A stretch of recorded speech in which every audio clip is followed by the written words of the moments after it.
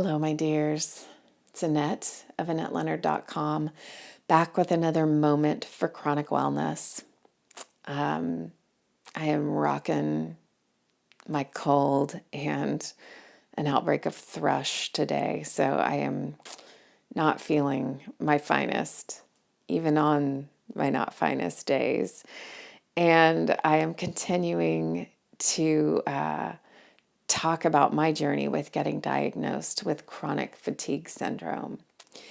And after having visited with the infectious disease specialist and having been told that I had chronic Epstein Bar virus, and because I had the symptoms for longer than 6 months, it had now been 8 months, I fell into the category that was chronic fatigue syndrome. And I was really resistant to that diagnosis. It's interesting that my medical practitioners weren't, but I really was. For me, that diagnosis seemed like a head game. It seemed loaded up in our society with all kinds of hypochondria, and it's all in your head kinds of nonsense. And I didn't feel like I could go back to anyone and say, it's chronic fatigue syndrome, and feel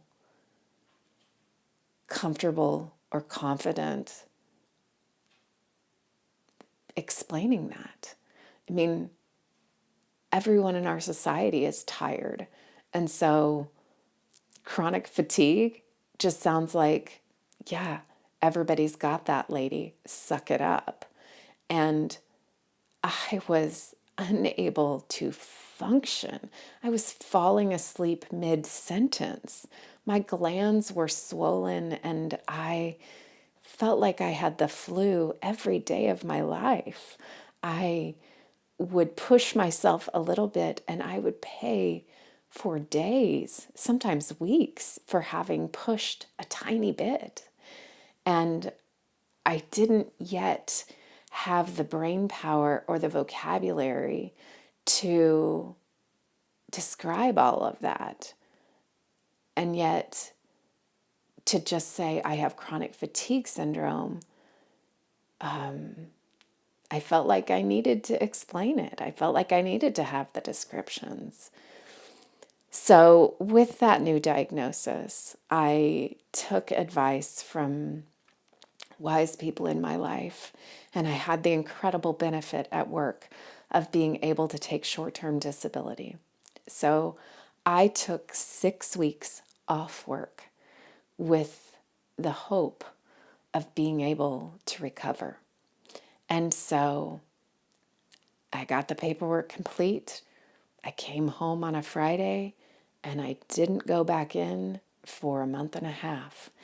And essentially I came home and my face hit the pillow. And other than bodily needs like feeding myself and going to the bathroom, I was in bed for 6.5 weeks.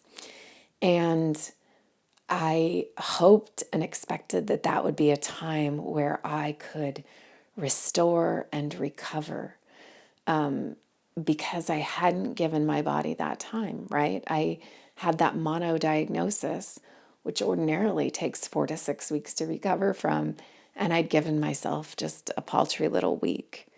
And so now I was giving my body this 6 weeks, and I hoped that I could make up for lost time. I hoped that I could take that 6 weeks and really recuperate, restore, regenerate, get back on my feet again.